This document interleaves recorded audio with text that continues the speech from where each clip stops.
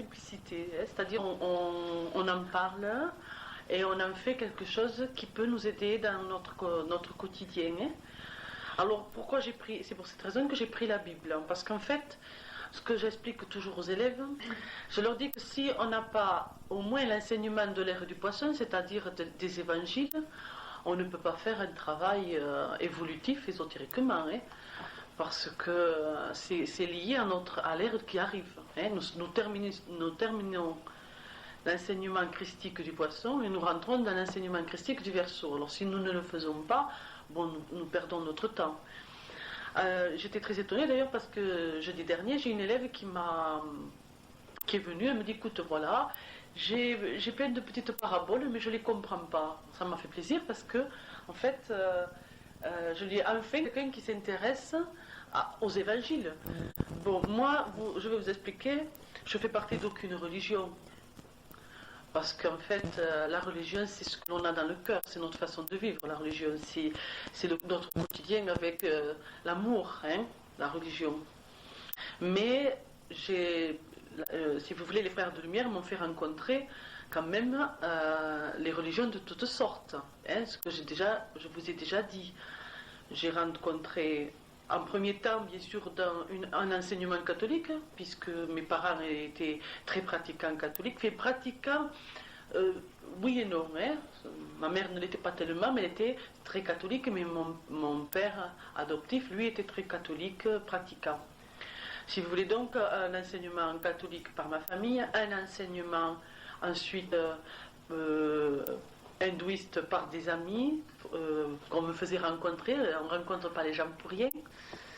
Un enseignement bouddhiste pareil par un milieu amical. Moi j'ai pas eu de chance orale parce que je suis sagittaire. Ils m'ont fait faire un enseignement religieux de beaucoup de religions, mais j'ai pas eu la chance d'aller dans les pays. Dommage, hein. Après c'est comme ça. Hein. Ensuite j'ai travaillé donc avec les annexes de la religion du poisson, c'est-à-dire des protestants, des témoins de Jéhovah, et en dernier recours j'ai travaillé avec les Rose-Croix. Donc de chacun je l'ai tiré, oui. Lesquels Rose-Croix Max Endel. Ah, Max Endel. Ils m'ont fait rencontrer les Rose-Croix de Max Endel parce que ce sont les plus purs en fait. Ils ont une pureté dans le travail, une liberté, non-conformisme, et ils n'imposent rien à personne. Et surtout, je vais vous dire franchement, à l'époque que je les ai rencontrés, j'étais dans une situation financière déplorable, et comme tout était gratuit, ça m'a permis aussi de... Donc en fait, j'ai rencontré donc, dans tous les milieux religieux des gens extraordinaires.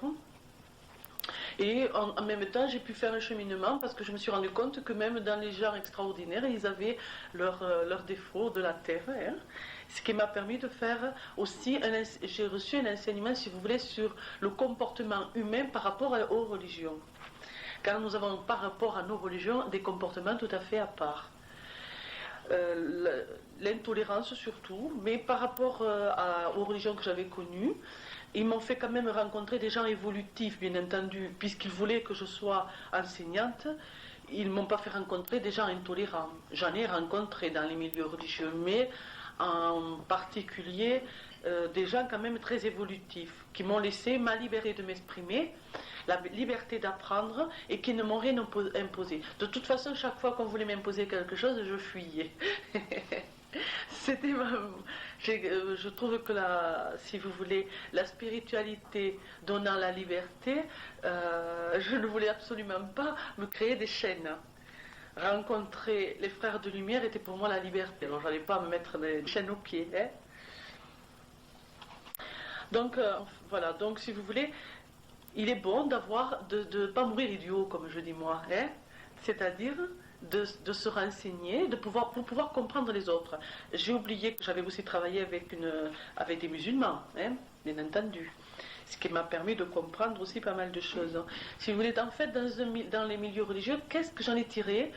Une chose extraordinaire, c'est que j'ai tiré dans chaque religion une clé qui m'a ouvert des portes du secret, vous voyez. Dans chaque religion, il y a des clés qui vous ouvrent les portes du secret. Mais la plus évolutive, n'est pas une religion, est un enseignement, l'enseignement christique. Donc l'enseignement christique est fait de paraboles et de secrets, c'est-à-dire que Jésus a donné un enseignement spirituel. Vous savez, il a donné un enseignement pour deux catégories de personnalités. Le simple, comme il disait, et l'évolutif. C'est-à-dire qu'il donnait un enseignement ésotérique très, très important qui descendait de l'Atlantide aux gens choisis, pour ça. Mais dans le peuple, il donnait un enseignement plus simple, qui était à la portée du tout petit, c'est-à-dire de la personne qui n'avait pas l'intellect assez développé pour pouvoir comprendre.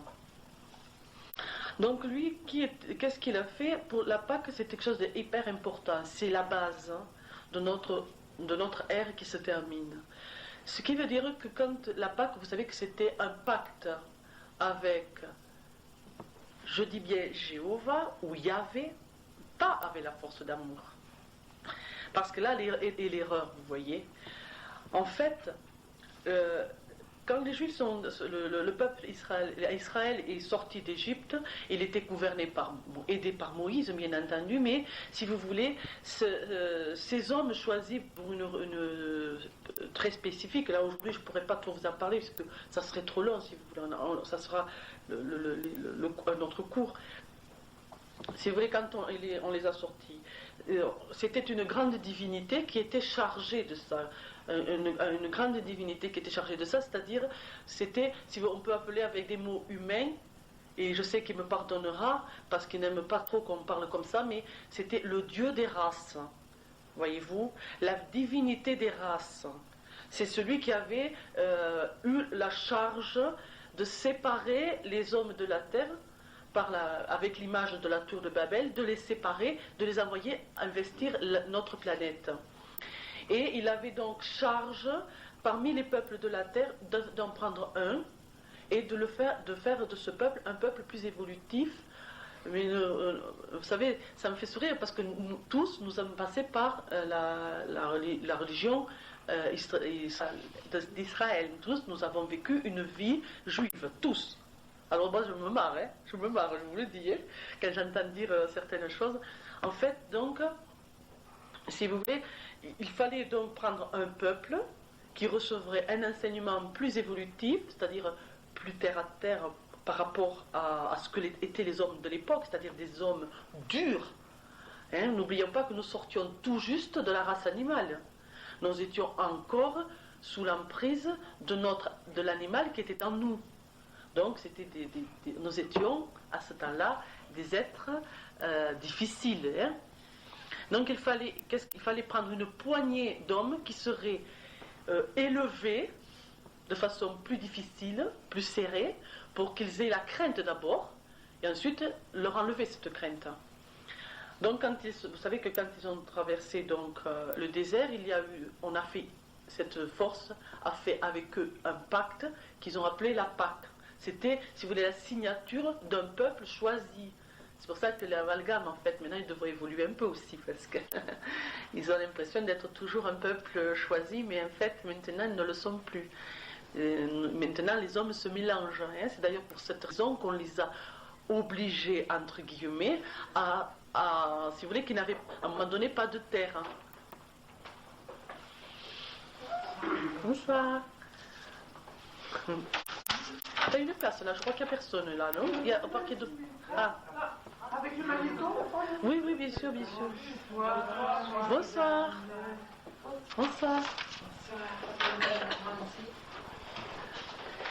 Là, ce peuple donc devait recevoir un enseignement spécial, mais comme il y a vous savez, la réincarnation, il savait très bien, cette grande hiérarchie d'amour, que les hommes se réincarnant finirait par passer par cette phase évolutive. Mais sur la planète, il fallait la créer, cette phase évolutive. Donc ils avaient pris une partie des terriens et ils allaient être formés. Formés dans la crainte d'abord, la peur. Donc il allait avec eux faire un pacte. Qu'ils ont appelé ça la Pâque.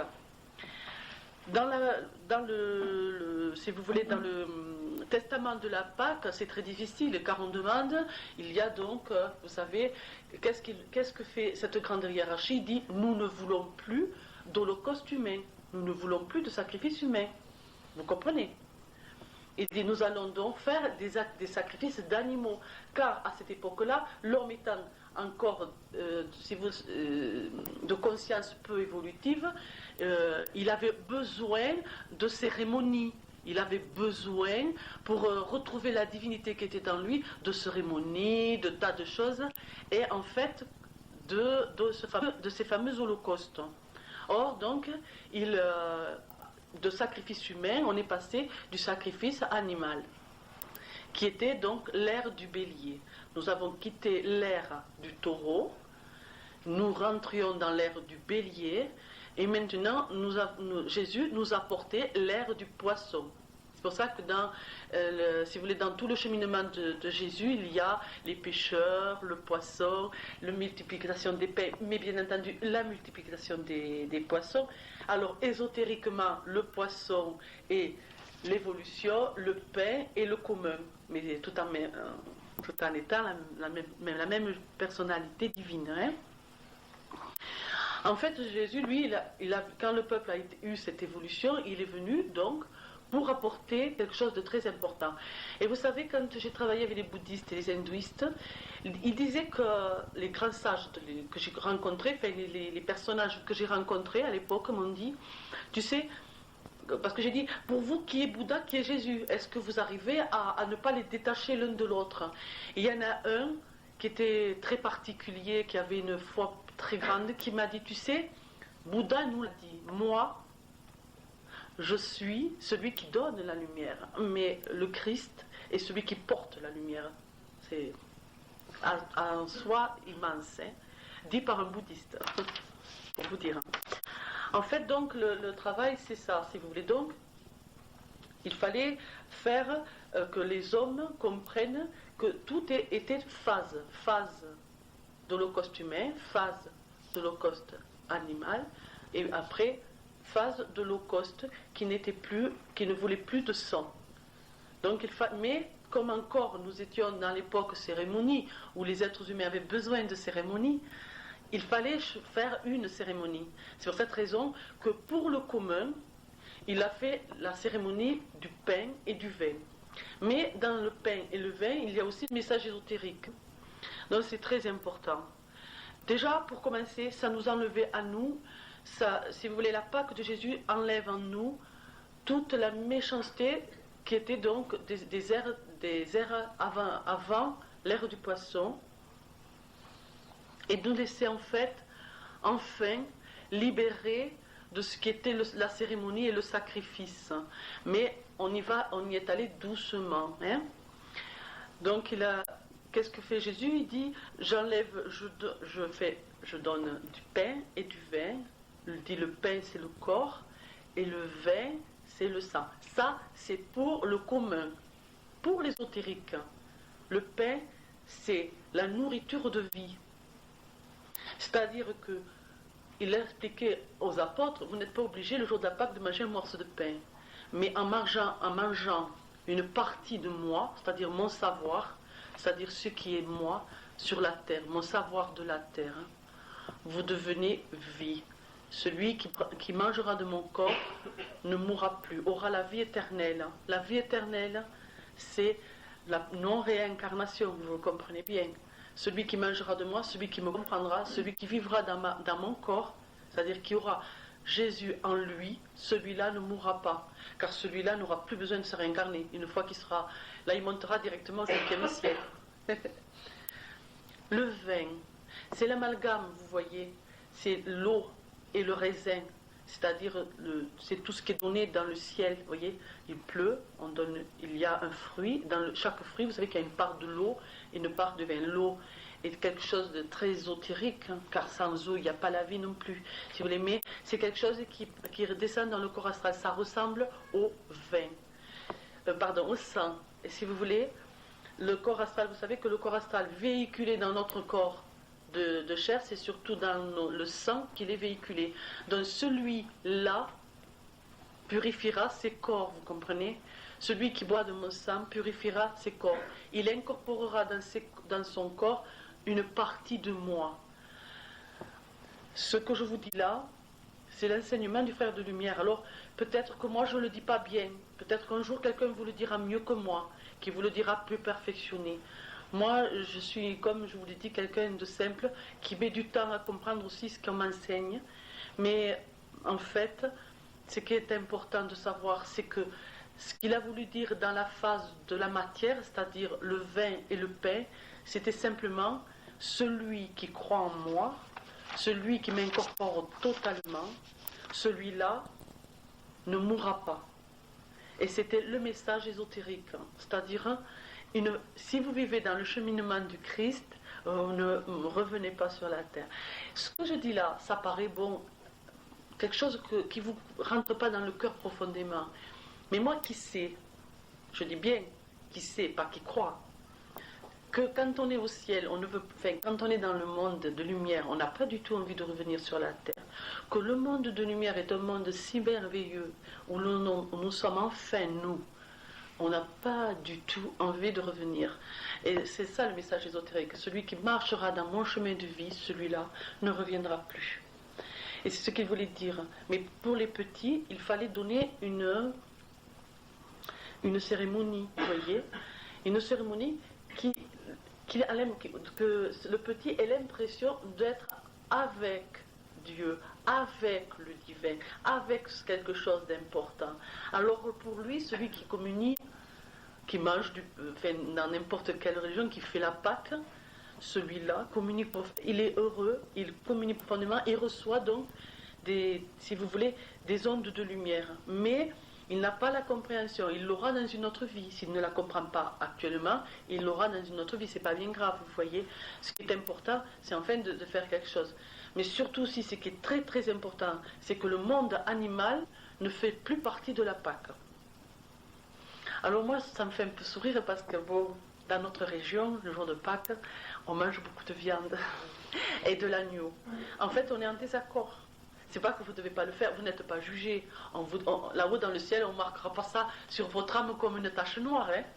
Ça, ne le croyez pas. Mais ce que je veux dire par là, c'est que c'est pas compris. C'est un total désaccord. Encore, c'est pas compris. Alors, on est à la fin de l'ère du poisson et on n'a pas compris, si vous voulez, que justement, ça devrait être à la Pâque, le moment où l'on mange surtout pas de la viande en fait. Mais ce n'est pas une loi, d'accord? Vous pouvez en manger. Si vous avez acheté un gigot pour la Pâque, vous pouvez le faire, vous ne serez pas jugé. Mais pour vous dire si on est en retard,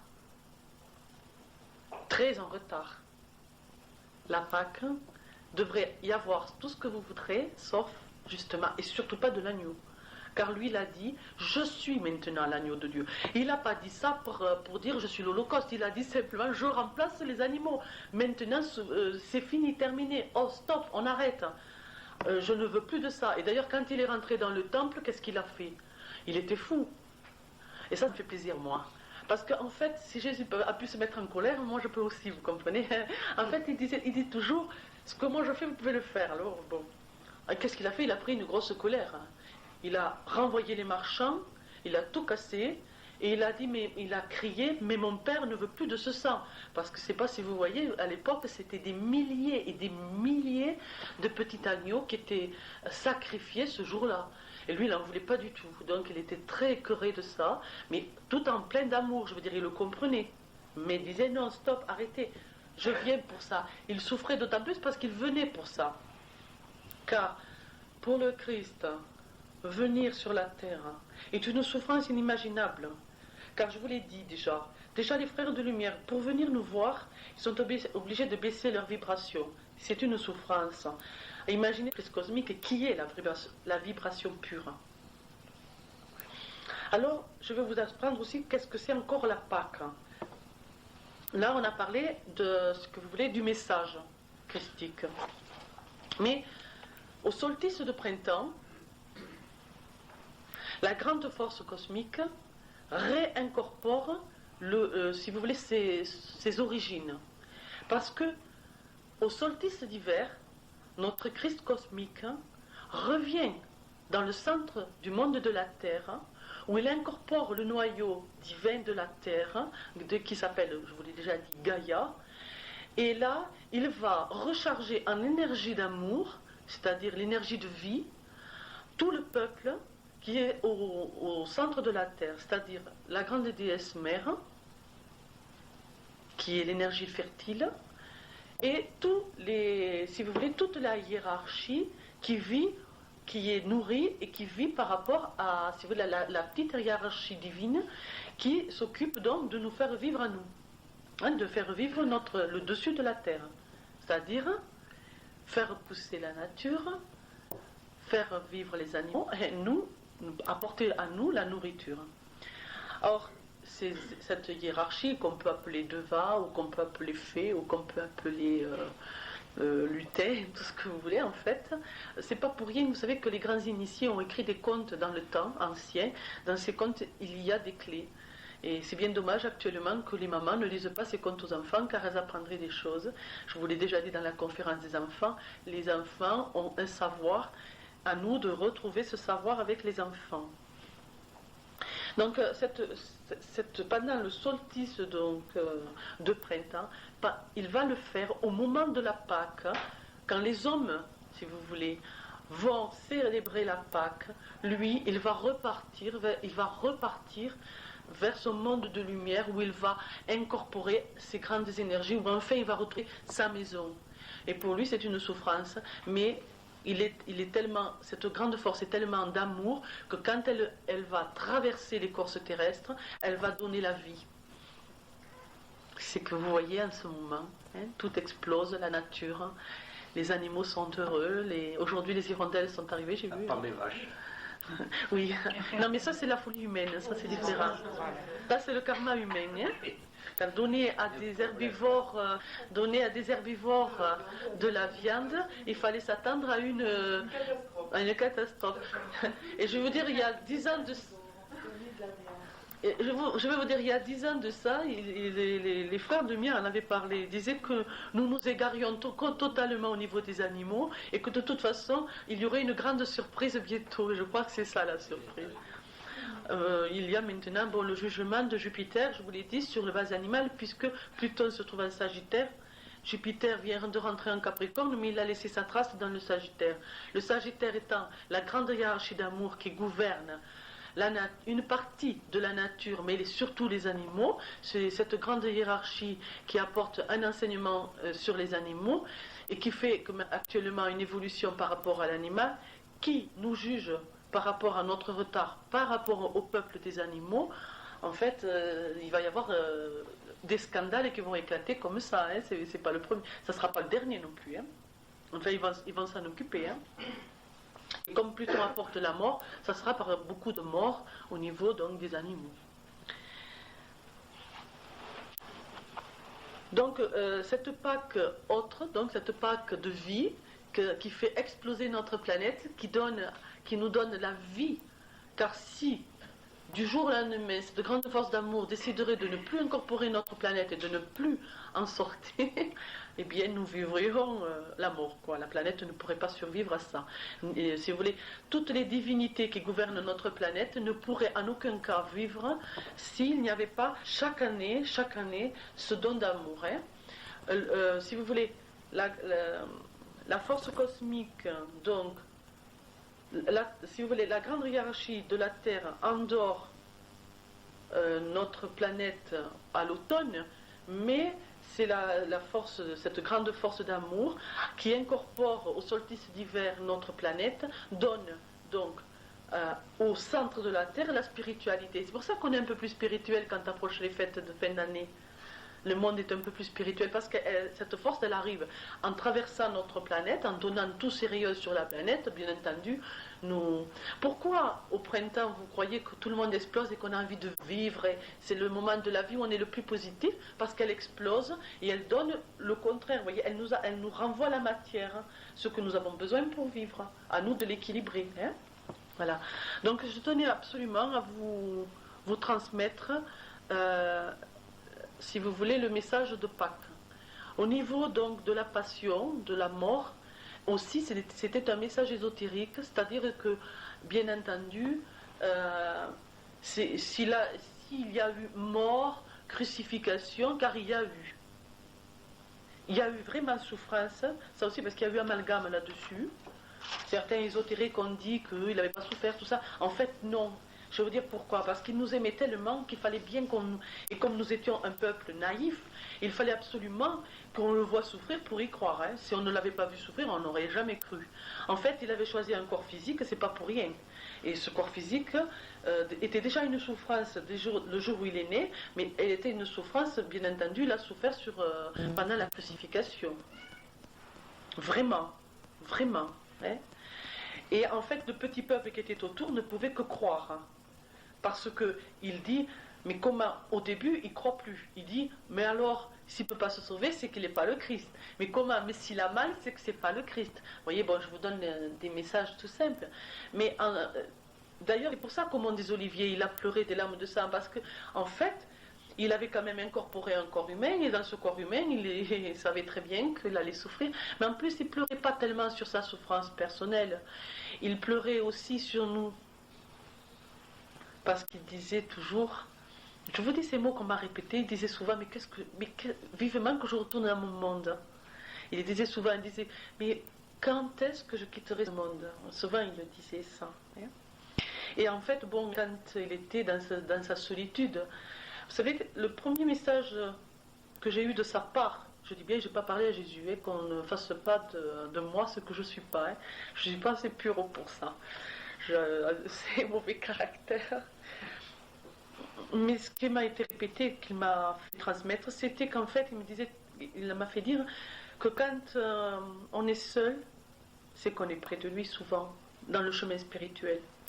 Parce que on n'est pas toujours compris, on est parfois rejeté, et parfois notre chemin, le cheminement d'un enseignant est difficile, c'est pas évident. Hein. Et en fait, comme il faut se protéger de l'idolâtrie, on est bien souvent obligé de rester seul, de ne pas trop se mélanger non plus parce qu'on a peur d'être idolâtré. Hein. Il disait qu'en fait, lui, il a bien connu cette solitude, hein, alors que bon, c'était normal, quoi. Et donc, en fait, j'ai pu comprendre et l'en aimer que plus, en fait. Parce que je comprenais ce que lui avait dû vivre, qui devait être plus souffrance que moi. Beaucoup plus souffrance que moi. Moi qui étais toute simple dans mon petite vie, hein, et qui n'avait pas donc ce savoir et cet amour en moi. Il est un fait que lui, qui devait avoir tout cet amour en lui, c'est sûr qu'il a dû beaucoup souffrir des fois de ce qu'il a été rejeté, hein, peut-être plus que n'importe qui sur la terre. Donc, en fait, quand il pleure et vous savez, regardez s'il nous aime, c'est qu'en fait, il accepte dans la crucifixion, il accepte la déchéance, puisqu'on l'a mis nu, on l'a battu, on l'a craché. Mais après, ce qu'il accepte le plus, c'est sur la croix, il nous donne encore une preuve d'amour en disant à Père, pourquoi m'as-tu abandonné? En fait, vous savez pourquoi il dit ça? Parce que c'était pour nous. Parce que si nous aussi dans la vie, on dit pourquoi tu m'abandonnes, ça veut dire que si lui l'a dit, on peut le dire. Vous voyez? C'est tout des messages d'amour, tout.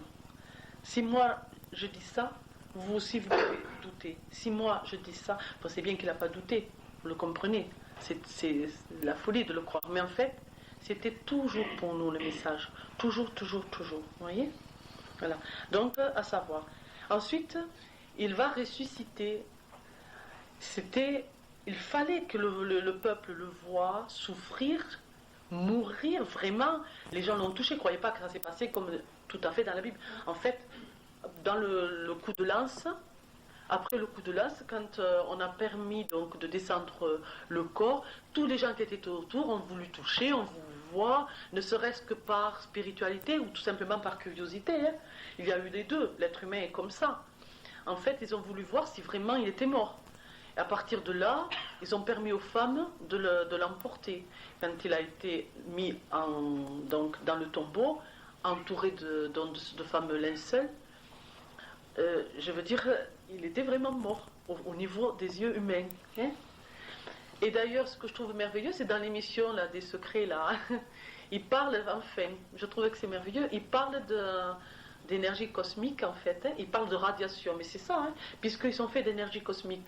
Alors, il est un fait que quand il a dématérialisé son corps, je dis bien dématérialisé, il l'a fait par ces énergies cosmiques. Donc il a dématérialisé son corps, c'est là un peu l'erreur qu'ils font, parce qu'ils disent que que Dieu a ouvert le voile, enfin ça, non. En fait, il s'est dématérialisé par sa force d'amour et divine, et tout simplement, il est sorti de la matière, tout simplement. Il a repris son monde, tout simplement. Mais il y a un message aussi qui est dans la Pâque, où il dit aux apôtres, il dit, ne me touchez pas parce que je ne suis pas encore purifié, je dois monter d'abord voir mon Père pour me purifier. Et oui, parce qu'il était dans le bas astral. Vous savez que je vous ai parlé de ce fameux bas astral, où en fait, il faut que l'âme purifie, et même lui, il fallait qu'il purifie son corps physique, son corps dématérialisé, pour pouvoir atteindre les autres ciels. Et il est passé par la phase des plusieurs ciels. Parce qu'il est si simple qu'il ne ferait rien qu'il ne soit pas comme nous. Hein. Donc il a dit, ne me touchez pas parce qu'en fait, je ne suis pas encore purifié. Et après, quand il est revenu, il a dit à ses apôtres, touchez-moi, vous voyez bien, je suis là, j'existe, je ne suis pas mort. Il faut savoir aussi que pendant ce passage, au premier ciel, il y a eu une grande cérémonie, entre guillemets, qui s'est passée, c'est-à-dire que certaines âmes trop négatives, qui étaient en sommeil, on en parle d'ailleurs dans le Premier Testament, ces âmes qui étaient donc négatives et qui étaient en sommeil, si vous voulez, il s'en est occupé en fait, il a permis à ces âmes de passer premier, deuxième ciel et de pouvoir faire une réincarnation. C'est pour ça que dans la Bible on dit, et quand Jésus viendra, il jugera les vivants et les morts. Alors j'espère que ça vous avez compris. Et ensuite donc il fait la vraie Pâque, hein, qui est alors la Pâque d'amour et de lumière par les lames de feu. Et là, pour cela, pour son monde ésotérique, ces lames de feu ont donné le savoir christique, c'est-à-dire qu'il est rentré par des lames de feu, il a envoyé dans chaque être humain ces grandes lumières cosmiques qui ont donné donc un savoir. Il a ouvert les chakras, et surtout, mais attention, je dis bien, lui peut le faire, hein, c'est le seul qui peut ouvrir les chakras. Hein. Il n'a permis à personne sur la terre d'ouvrir des chakras. Hein. Ça aussi, c'est une petite erreur. Vous ne pouvez ouvrir vos chakras que par tout l'amour que vous avez donné autour de vous. Sinon, c'est utopique de le croire. En fait. Donc voilà. Hein. En fait, là, donc, il va donner la dernière Pâque, qui est la Pâque alors vraiment cosmique, à un peuple choisi spécialement. Il leur a donné un savoir, donc c'est pour cette raison qu'ils ont parlé des langues différentes pour pouvoir aller enseigner dans le monde. Et dans les religions que j'ai étudiées, on retrouve ces êtres qui sont allés enseigner. Mais bien sûr, ils ont enseigné d'une façon particulière pour le peuple où ils étaient. Mais ils ont tous transmis un message de Jésus, tous. Que ce soit hindouiste, bouddhiste ou tous les autres.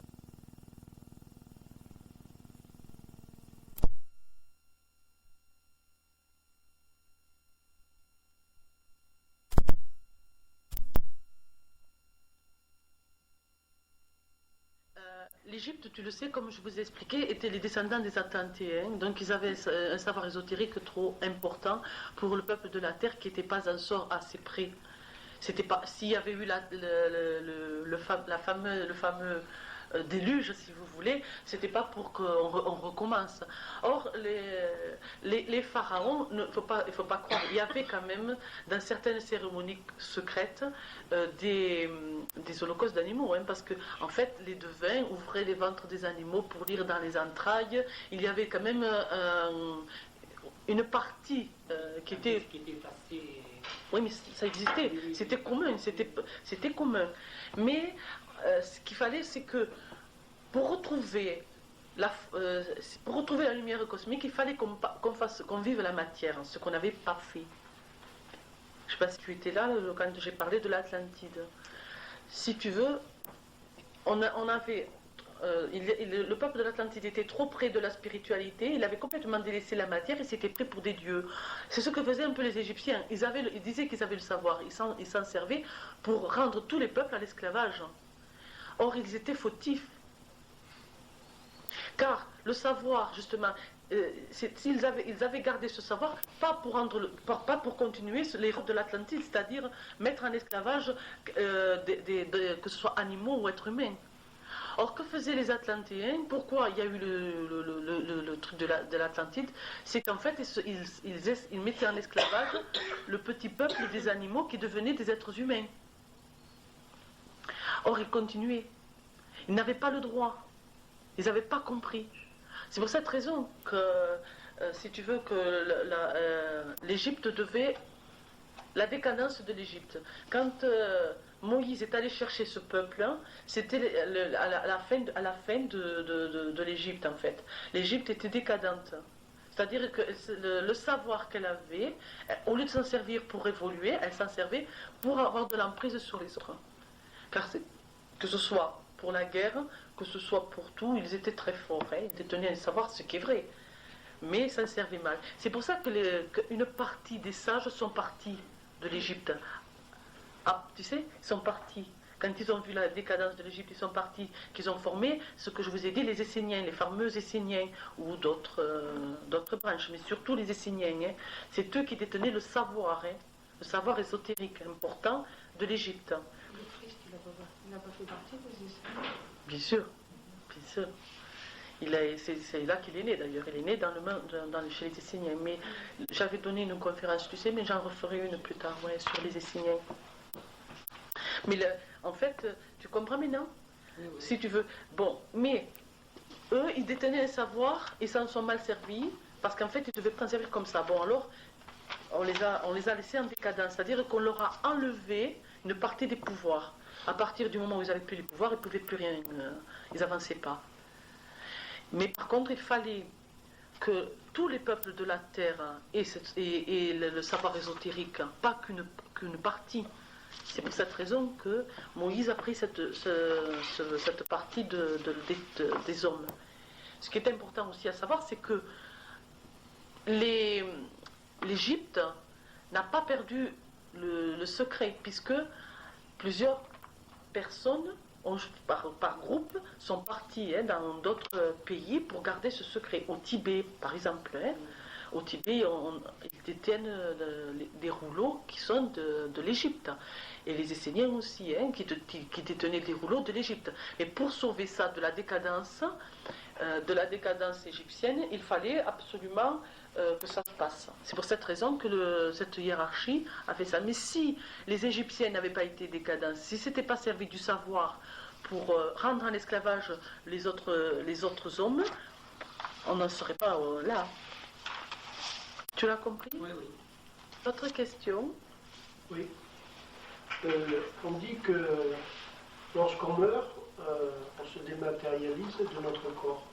Au bout de combien de temps? Parce que Jésus, lorsqu'il est... Non, on ne se dématérialise pas. On se dématérialisera quand on aura atteint la pureté, c'est-à-dire que notre corps physique n'existera plus dans la pensée. À l'ère du Verseau, quand nous aurons approché la grande évolution, nous n'aurons plus besoin d'un corps physique comme nous le voyons actuellement. C'est-à-dire que ça sera un corps physique dématérialisé, c'est-à-dire qu'il pourra se transporter d'un endroit à l'autre, ne serait-ce que par la pensée qui est plus rapide que la lumière. Mais lui, il peut le faire puisqu'il est pur. Mais nous, non. Nous, quand on meurt, on n'incorpore que nos corps éthériques. Le corps de la matière reste et retourne à la terre. Il ne retourne pas dans son énergie cosmique. C'est là la différence. Tu vois? Oui. Tu le comprends? C'est vrai? Oui. Clément, oui? Clément, tu avais une question? Tu m'as dit que tu en poserais avant ça? Je la poserai tout à l'heure. Ah. Non, je n'ai pas compris. Bon. Le corps astral, en fait. Non. Tu vois, Irène, le corps physique est, si tu veux, un instrument. D'accord? Il est un instrument pour vivre dans la matière. Donc, il est matière. Mais quand l'âme, si tu veux, quand l'âme ne vient... Si tu veux, là, on a 4 corps. On a le corps physique, le corps astral qui est qui ait la possibilité d'incorporer le corps physique et qui incorporera dans les autres corps, c'est-à-dire le corps du désir et le corps de l'intellect. Ces corps-là, nous les incorporons. Mais le corps de l'âme, c'est-à-dire ce qui est divin, actuellement, nous ne l'avons pas en nous. Il est en dehors de nous. C'est pour ça qu'il y a certains clairvoyants qui disent « Mais j'ai vu mon double ». En fait, c'est leur âme, d'accord, qui sert de transmission entre ce qui est la grande force d'amour et lui. À l'ère du Verseau, nous réincorporerons en plus de ces autres corps, le corps de l'âme. Ça va être extraordinaire parce que là, nous allons pouvoir faire une évolution supérieure. Quand l'âme, à travers le corps physique, aura fait cette évolution supérieure, le corps physique se dématérialisera. Ça devrait qu'il se purifiera et deviendra lumière. Mais il existera, mais lumière. Est-ce que là tu comprends un peu? Là tu comprends. Voilà, hein? C'est très important. En fait, ce corps de lumière sera des fois, peut-être viendra travailler sur cette planète, mais déjà la planète aussi se dématérialisera en fait. Hein?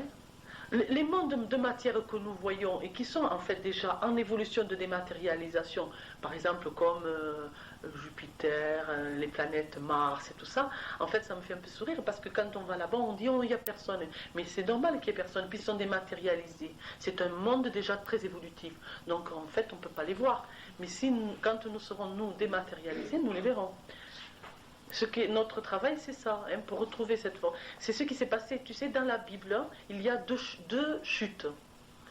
Une ésotérique et une pour le commun. C'est-à-dire, Dieu qui créa un paradis terrestre avec des âmes qui goûtent à la pomme et tatati, tatata. Et il dit, eh bien, tu t'en vas, je te chasse de mon paradis. Et il tombe dans un monde qu'il faudra qu'il cultive, qu'il faudra qu'il travaille. La matière, hein. Un monde de matière, hein. Alors que dans le monde de lumière, il n'avait pas besoin. Il avait tout, mais parce qu'il existe une nourriture hein, pour le corps dématérialisé, mais c'est la nourriture dématérialisée, ce que nous vivons nous. Hein? Là, c'est bien compris? D'autres questions? Moi, je voudrais savoir simplement si toutes les religions sont bonnes ou s'il y en a une qui en ce moment surplante les autres. Non, elles sont toutes bonnes, à la condition que tu fais de ta religion un message d'amour et que tu acceptes que tout être humain sur la terre ait le droit d'aimer cette grande force d'amour de la façon dont elle veut, qu'elle peut l'appeler comme elle veut et qu'elle peut l'aimer comme elle veut. Si tu comprends ça, toutes les religions sont bonnes. Ce qui fait que les religions sont mauvaises, c'est l'intolérance. Absolument vouloir avoir raison et vouloir que l'autre ait tort. Dans toutes les religions, il y a une clé d'or. Toutes détiennent une clé. C'est le jour que la personne a compris ça, elle met toutes les clés ensemble, elle a le trousseau pour ouvrir les portes du paradis, les portes du secret. Quoi, hein. En fait, c'est ça. Aucune religion n'est mauvaise. Ce qui est mauvais, c'est toute l'intolérance. Il est un fait que si d'une religion, tu en fais un pouvoir sur l'être humain, tu es dans ton tort. Pour combien de gens se sont servis, et nous ne jugeons pas, hein, car dans des vies, nous l'avons fait. Hein. Tous ceux qui sont ici, presque tous l'ont fait. C'est-à-dire que dans une vie, on a voulu imposer notre religion à quelqu'un. Hein, et nous étions capables de n'importe quoi pour imposer. Donc on n'a pas à juger. Mais ce que nous avons fait, d'autres le font actuellement. En fait, ils veulent se servir de la religion pour un pouvoir. Moi, ce qui me fait sourire, c'est qu'on donne donc la force d'amour à Dieu ou à qui vous voulez, on lui donne un caractère humain. Moi, enfin, à notre époque, qu'on me dise que Dieu est jaloux, qu'il punit et qu'en fait, on donne à ce Dieu un caractère humain. Alors on est loin de lui, parce que alors lui, vous savez, un jour j'ai dit à des jeunes enfants que j'enseignais, je dis un petit truc tout simple, je dis qu'est-ce qu'une cerise? Et un enfant me dit, une cerise. Eh bien, je dis, Dieu, c'est Dieu. On ne peut pas incorporer en Dieu, qu'on appelle bonté. Donc, dans la bonté, on ne peut pas incorporer la notion de mal. On ne peut pas. La bonté ne peut pas contenir le mal. Comme le mal ne peut pas contenir la bonté. Donc, on ne peut pas incorporer à quelque chose de bon quelque chose de mal. Punir des êtres jusqu'à la fin des temps dans un feu avec des êtres qu'on aurait créés sataniques, avec des fourches en train de nous piquer, est une folie imaginaire de l'homme pour pouvoir avoir une emprise sur un autre homme. Mais dans le ciel, rien de tout ça n'existe. Alors arrêtez de d'incorporer. Quand j'étais enfant, je me disais, Dieu te punira. Je me disais, mais qu'est-ce qu'ils disent en fait? Il ne peut pas punir. Il ne peut pas me punir puisqu'il est bon. Hein, donc tous des trucs comme ça, vous voyez. En fait, il faut arrêter quoi. Oui, justement, pour en revenir à ceci, il y a des gens qui sont très bons, il y a des gens qui sont très mauvais. Et les gens qui sont très mauvais, Mais ils sont... on les situe où dans le... Les gens qui sont très mauvais, d'abord on ne peut pas le dire nous, parce qu'on ne sait pas, on ne les connaît pas. En fait, dans chaque être humain, il y a cette grande force d'amour. Donc cet amour est lié. Qu'est-ce qui fait que cette âme peut nous paraître plus mauvaise qu'une autre? Nous, et ce qu'il faut essayer, c'est de ne pas rentrer dans sa négativité, mais en s'écartant de sa négativité, tu lui permettras d'incorporer en lui la positivité que toi tu peux avoir. Ce qui fait que la méchanceté sur notre planète, c'est justement le jugement. Parce que, en fait, on ne sait pas. Mais ce qui est certain, c'est que dans le plus mauvais, il y est. Et s'il y est, c'est que dans cette personne, il y a du bon. Parce que s'il n'y était pas, cette personne ne vivrait pas. Car cette force, c'est la vie. Donc on ne peut pas savoir. On ne peut pas savoir. Mais, tu sais, moi je le vois dans les vies antérieures, quand je fais les, si tu veux, quand j'étudie les vies antérieures de quelqu'un. Là, sur une jeune femme, j'ai vu, et alors c'est fou, parce que je comprends maintenant. Je comprends la vie de cette femme.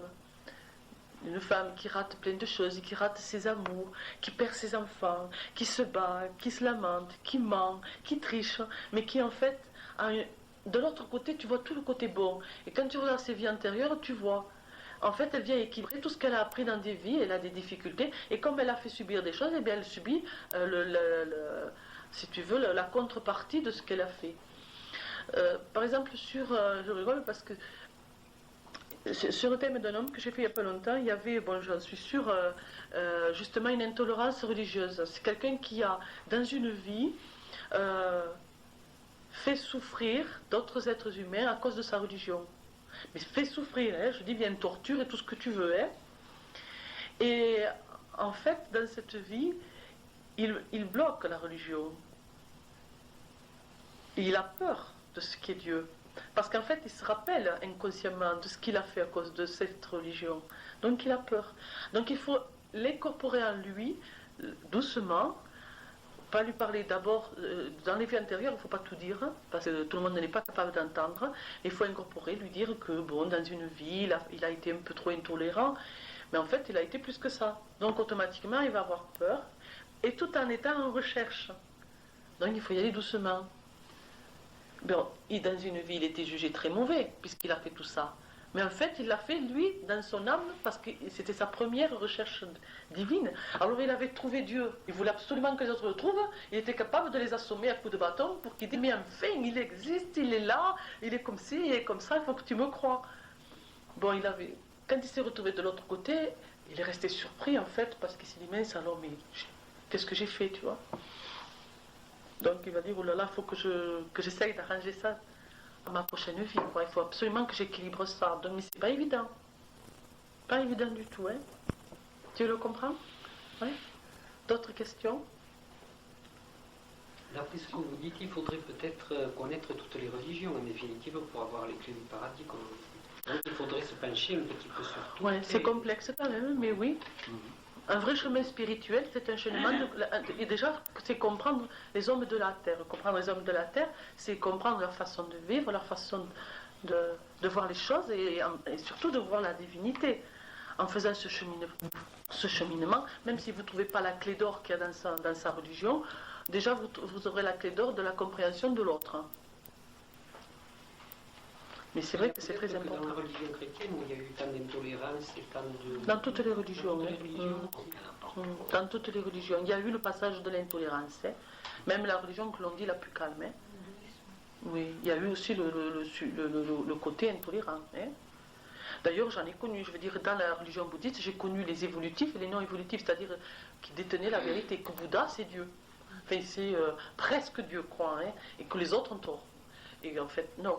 Il faut savoir que aussi, il faut comprendre, réincarnation de la Lune, réincarnation du Soleil, hein, c'est-à-dire des êtres se réincarnent, si vous voulez, peuple de la Lune, c'est-à-dire les Européens en particulier, Ensuite, il y a une partie du peuple qui se réincarne, le peuple du Soleil, ce sont ceux, les bouddhistes, les hindouistes, en fait, ils ont une autre compréhension religieuse, et une autre. Mais les deux réunis finissent par comprendre la Terre, à vivre la Terre et à vivre les choses donc, qui font un peu plus élevées. C'est tout un mélange. Hein. Justement, c'est ce qui m'interrogeait un petit peu. Parce que ce que vous venez de dire et ce que vous avez dit tout à l'heure au sujet des planètes qui paraissent vides, puisqu'on peut pas ça, étant donné que ce sont des êtres dématérialisés. Et je me demandais, parce qu'on a malheureusement que 8 planètes, 2 luminaires, est-ce qu'il y a d'autres planètes ailleurs? Parce qu'il y a aussi une phrase qui m'interpelle, je ne vais peut-être pas la dire tout à fait. Oui, c'est pas grave, c'est pas grave. Mon père a plusieurs maisons, a beaucoup de maisons. Alors je m'étais dit, ce que vous avez dit tout à l'heure, effectivement, si on ne trouve personne sur Mars, c'est qu'on ne peut pas voir les gens qui s'y trouvent, et sur Vénus pareil. Et beaucoup de maisons, et nous pensons certains qu'on revient très très souvent refaire un enseignement sur cette terre pour finir par s'élever complètement. Et je voulais savoir, je me demande, oui, je vis. S'il y a aussi d'autres mondes ailleurs où nous pouvons effectivement aller, à part notre système. Oui. Oui. Bon, quand il a dit mon père a plusieurs maisons, il a voulu dire ça, mais il a voulu dire aussi plusieurs ciels, hein, parce que en fait il y a 7 ciels dans notre hiérarchie à nous. Mais il existe d'autres grandes complexes comme nous, quoi. Enfin, voilà. Des mondes organisés. Voilà, il en existe d'autres qui sont certains moins évolutifs que nous et d'autres plus évolutifs. Hein, parce qu'en fait, tout se prépare. Hein. C'est pour ça que certains, quand nous réincarnons plus sur la planète Terre, il existe des fois une évolution à faire dans d'autres mondes. Ah la pauvre, mais il fallait le dire. Non. Allez-y. Allez-y. On a 5 minutes. Ah, ici c'est la simplicité. Oui, c'est la Allez-y. Allez-y. Alors j'attendrai que vous ayez fait ça. Voilà, ça va. Vous ne laissez pas. Allez-y, ça y est. Vous l'avez mis, c'était là? Non, il va finir. Ah, ça y est, bon, d'accord. Alors, ce que je veux dire par là, c'est qu'il y a plusieurs... il y a celle qui nous intéresse, qui est la nôtre, c'est-à-dire donc ces fameuses planètes autour de nous qui nous gouvernent, mais qui en fait, par notre évolution, nous les aidons à évoluer. C'est-à-dire, chaque monde, par exemple le monde du Bélier, hein, gouverné par Mars, le Soleil et Pluton, si vous voulez, ce monde-là c'est lui qui nous fait avancer. D'accord? En fait, c'est lui qui est chargé de nous faire avancer. Et les frères de lumière de cette hiérarchie-là sont les frères de lumière qui viennent faire les jugements de la terre. Comme quand je vous dans un des messages, vous verrez, il y en a un qui dit « Je suis l'épée d'argent et je viendrai faire le jugement ». En fait, il fait partie de cette hiérarchie. Ensuite, il y en a un qui dit « Moi, je suis l'enseignant ». Celui-là, ce frère de lumière, je sais qui c'est. Il vient de la hiérarchie du Sagittaire. Hein. En fait, c'est lui qui est c'est une hiérarchie enseignante. Hein. Mais les frères de lumière, avant, ils s'étaient incarnés sur la Terre. Bien sûr. Oui, bien sûr. C'est les anges, une grande hiérarchie d'anges, et le terrien, qui était sur la planète quand nous étions en phase végétale animale. C'était ces terriens-là. Quand ils ont fait l'évolution, nous sommes passés du végétal à l'animal, de l'animal à l'homme, mi-homme, mi-animal. Et en fait, eux ont pu rester mais ils vivent dans d'autres hiérarchies, parce que dans ces hiérarchies-là, ils font une évolution à travers nous. Parce que ce qu'ils veulent, c'est monter encore au plus haut. Et que nous puissions monter aussi. Ce qu'ils veulent, c'est aussi que nos animaux, qui actuellement, En fait, c'est flagrant. Écoutez, encore une fois, j'insiste, ont une évolution supérieure aux animaux d'il y a 20 ans en arrière. Nos animaux sont évolutifs. Actuellement, ils attendent la réincarnation. Ils commencent déjà, hein. Certains animaux commencent actuellement la réincarnation humaine. Nous avons dans notre réincarnation humaine actuellement des âmes animales, enfin, qui passent de la phase animale à l'humain, hein. Maintenant, là, dans nos tribus, ils passent du chimpanzé au... C'est pour ça que je rigole quand je vois les savants. Ah, que nous sommes des enfants, mon Dieu. En fait, et après, quand ils passent dans la phase, ils passent dans la phase dite pour nous des sauvages. Je me marre aussi. Parce que si l'on regarde la vie de ces fameux sauvages, nous y découvrons des vérités ésotériques. Eux, ils parlent encore à la nature, bien entendu. Il n'y a pas longtemps qu'il a quitté. Ça veut très bien, eux, qu'il existe, ces fameux devas de la nature. Ils parlent aux animaux. Ils idolâtrent l'animal. Pourquoi? Bien sûr, ils viennent de le quitter. Ce serait bien peine de leur faire du mal, tout en se nourrissant de l'animal, bien entendu, mais chaque nourriture, vous avez vu, est quand même respectée. Ils ne tuent pas n'importe quoi, ils ne tuent pour se nourrir. Et ils font, chaque fois qu'ils vont tuer un animal, ils vont parler à son esprit, ils vont parlé à sa divinité. Pourquoi? Parce qu'ils viennent de le quitter. Ils l'ont encore en eux, incorporé ce savoir. La différence entre religion et ésotérisme, non? L'ésotérisme, c'est ce qui est le secret, en fait. C'est les portes secrètes du paradis, quelque part. La religion, c'est la rencontre spirituelle de la matière. C'est-à-dire la rencontre tout juste de l'idée qu'il y a autre chose. L'ésotérisme, c'est au-delà de l'idée. C'est la vivre. Vivre Dieu, c'est l'ésotérisme. Vivre la force d'amour, c'est l'ésotérisme. Et à partir de là, on se libère des religions. On est homme libre. C'est pour ça que moi, vous vous rendez bien compte que je n'ai pas voulu de chaîne. Mais c'est ça qui a fait de moi... moi, je trouve que c'est merveilleux parce que ça m'a rendu très libre. Libre des choses, des êtres et des gens. En fait, de ne plus rentrer dans les émotions humaines. Tout en y vivant, bien entendu. Hein. Vous en faites pas, on s'en charge. Si des fois je monte un peu trop haut, on se charge de me redescendre en bas. Ça aussi, que j'y passais. Ce que je veux dire par là, c'est que ce qui est important, c'est que...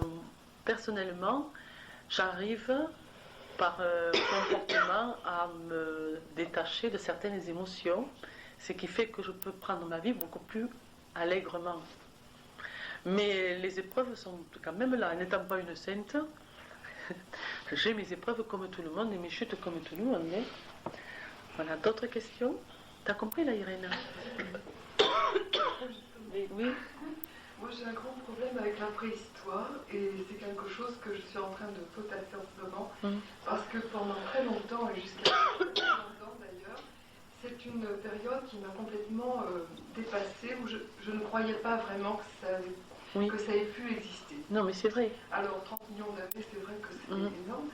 Et alors, donc, en vous écoutant, je me dis qu'effectivement, à l'époque où l'homme sortait du monde animal, devenait...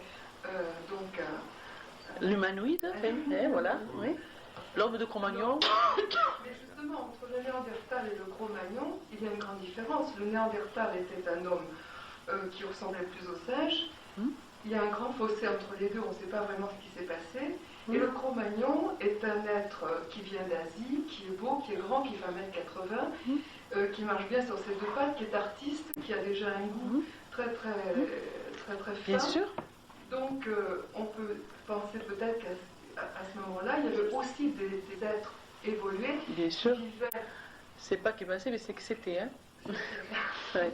Oui, parce que c'est vraiment à l'époque que j'ai refusé. Voilà, non, ouais. En fait, je vais vous expliquer.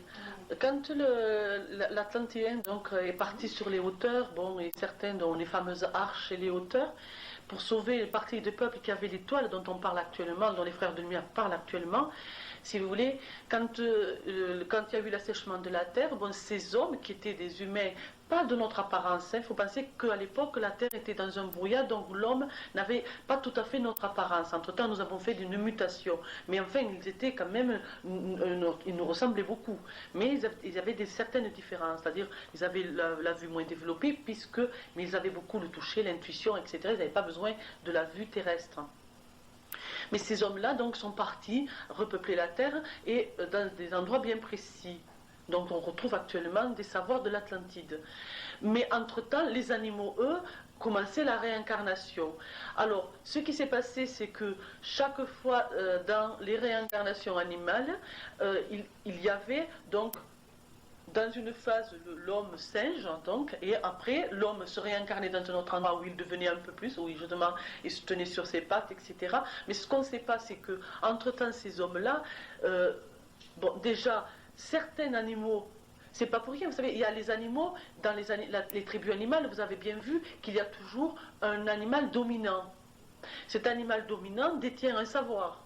Bien entendu, cet animal dominant, dans sa réincarnation, va être le dominant aussi. Donc il va incorporer un savoir. Mais ce qu'on ne sait pas actuellement, et on finira par faire la découverte, c'est que ces peuples-là, donc mi-animaux, qui étaient les hommes sauvages de notre époque, arrivaient des fois à prendre chez nous, vous savez, l'histoire ésotérique de l'homme qui va voler la flamme à Jupiter, en fait c'est ça, c'est-à-dire que ces êtres-là, des fois s'approchaient de l'homme dit civilisé, c'est-à-dire des Atlantéens, et arrivaient à prendre un savoir. Certains hommes étaient sûrement capturés par un Atlantéen de l'époque égyptienne, en particulier la vieille dynastie égyptienne.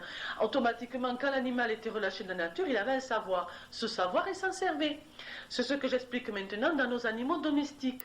Les animaux que nous élevons, à qui nous allons donner une intelligence, parce que l'animal va vivre avec nous, qui à la fin de sa vie, on va dire, mais il lui manque que la voix. Cet animal sera un guide pour la tribu animale qui, elle, a vécu beaucoup plus sauvage et qui va se réincarner en tant qu'être humain.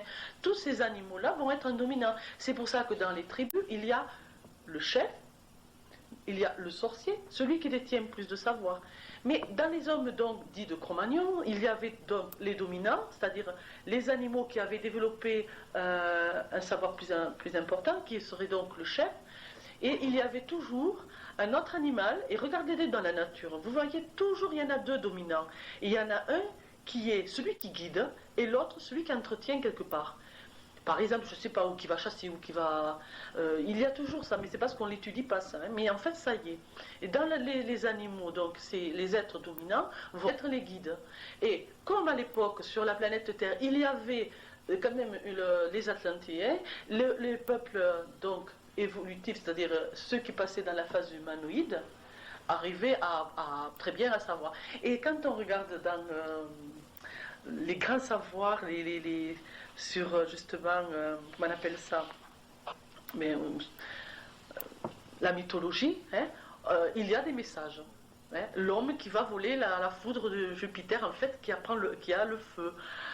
Le fromage par aussi la naissance de Jupiter, enfin des tas de trucs comme ça. En fait, c'est tout simple. Il y avait un peuple évolutif, les êtres qui seraient incarnés à l'époque arrivaient à savoir ce qui se passe actuellement hein, dans nos tribus.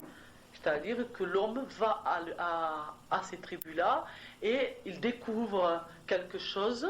Par exemple, ne serait-ce que le fer, actuellement, ils ont découvert les armes, ils ont découvert les couteaux, et pour eux, c'est extraordinaire. Hein.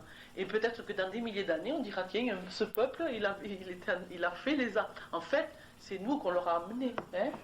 C'est des découvertes qui se sont faites par rapport au peuple, qui était le peuple donc, qui apportait le savoir. La question c'est ça, pourquoi alors l'Atlantide existait avec des gens aussi évolués et qu'à côté on retrouve bien sûr pour repeupler la Terre hein. Des hommes aussi peu évolués. Alors c'était vraiment pour moi voilà. quelque Ouais. chose de très, très... En fait, voilà, est-ce que voilà, tu comprends maintenant parce que l'animal, en fait, voilà, il le fallait, c'était très important.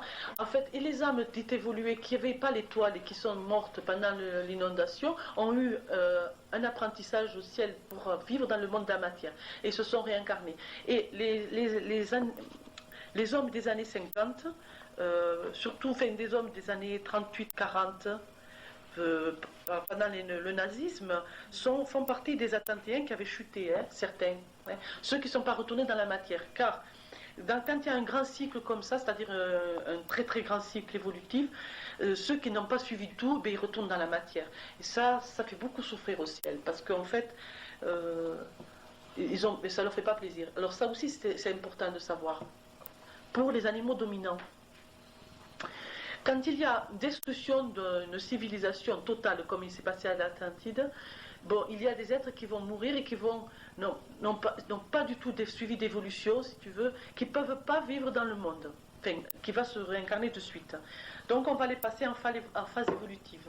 Ils vont recommencer un cycle. Donc ces hommes vont se réincarner dans le minéral, le végétal et l'animal. Mais ils détiennent dans l'essence de leur âme un savoir plus particulier. Vous le comprenez?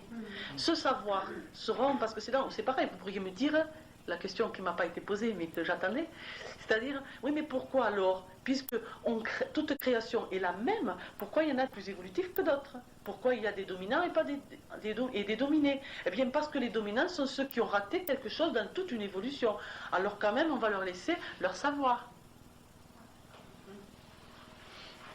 Ah, j'en apprends des choses. Hein. En fait c'est important parce que si l'animal évolutif, c'est-à-dire l'animal dominant, est un animal qui est d'essence, qui a déjà fait un long travail de réincarnation d'essence, donc il en sait plus. Donc il va être un guide. Qui c'est qui a une question? Ça va, c'est là? C'est bien? Oui, très bien. Vous dites qu'on arrive dans une période où l'animal va se réincarner. Il se réincarne actuellement, oui. Mais est-ce que ce n'est pas quelque chose qui a lieu constamment, ça c'est des périodes bien déterminées oui, bien sûr. Va se réincarner? Ah non, c'est des périodes bien déterminées parce qu'en fait, il faut que nous, on ait une évolution particulière pour que l'animal puisse se réincarner. Parce que les âmes, on peut pas. La planète Terre, elle contient tant d'âmes, elle ne peut pas en contenir plus. Hein, ça me fait un peu sourire, ça. Regardez, chaque fois, c'est nous qu'on déséquilibre. Pourquoi il y a ici trop d'hommes, ici pas assez d'hommes? C'est parce qu'on a déséquilibré la nature. Mais la nature, de temps en temps, elle dit, bon, par exemple, stop. Et alors, il va se passer une catastrophe naturelle qui va détruire des centaines de personnes. En fait, c'est parce que la nature, elle dit stop. Hein. Moi, elle dit, je ne peux pas. Parce que à partir du moment où la Terre ne peut pas nourrir l'humanité, elle n'est pas bien. Elle est en déséquilibre. La Terre, c'est une mère. Elle veut nourrir le monde qui l'entoure. Si elle n'y arrive pas, elle n'est pas bien. Donc elle va avoir des sursauts de maladie. Elle va avoir des sursauts. Elle va dire non, stop, je ne peux pas. Donc il va y avoir tremblement de terre, inondation, tout ça, parce qu'en fait elle ne peut pas. Parce qu'elle est en déséquilibre avec ses enfants, que ce soit